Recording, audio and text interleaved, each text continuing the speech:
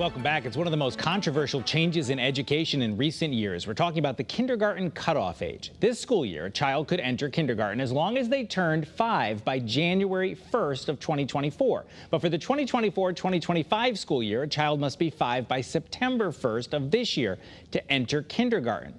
That means people born in September, October, November, and December are no longer eligible, with some exceptions. It's a hot topic among parents and school systems across the state. Joining us to talk about it all, Fran Rabinowitz. She is the executive director of the Connecticut Association of Public School Superintendents. Fran, we talked in August, as we often do, getting ready for the school year, and I was ticking through my whole list of things, and I put the 5-year-old cutoff on there, and you said, that's next year, Eric. We'll talk about that next year. Well, Fran, here we are. So Here we are. So tell me what's going to happen. What are the districts doing to get ready for this? Well, I think that every district has certainly planned to the degree possible that they can in terms of meeting with parents, assessing the waiver process. And, there are a variety of plans out there, Eric, and I can speak to them. Some districts have an assessment sheet that they are using with the parents for the readiness skills that need to be in place for at least to show that demonstrate that there will be success in kindergarten. And they're going over those sheets with the parents and saying, do you believe your child has a good handle on these skills? And if yes, then fine, the parent agrees and the school system agrees to enter the children. Other districts are doing a formal assessment. Some districts are also very, very conscious of the fact that, families may not be able to pay for another year of daycare or preschool. Sure. And the one thing that we don't want to happen is to have children not attending any kind of formal schooling because they're not 5 by September 1st. So many schools systems that have a number of children are moving in the direction of a TK, which is a trans kindergarten, so to speak. So early kindergarten, and they're moving the teacher down down to that level and enrolling students in that way. We just want to do everything possible to not have children out of school for a year. Sure, of course. And you had said one of the things I know that was being talked about, at least at the legislature in the session that just wrapped up, was the possibility of postponing this year. That did not happen. Do you wish it had?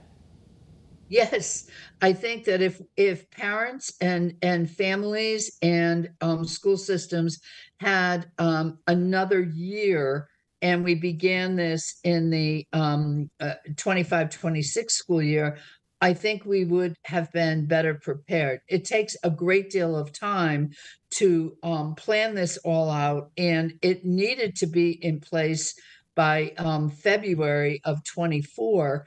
It sounds like that's a long way off from August, but you have to, figure out your staff, figure out your budget. How are you going to do it? And I know the Office of Early Childhood made arrangements so that the school readiness money would cover these children, even though they turned 5 in the past.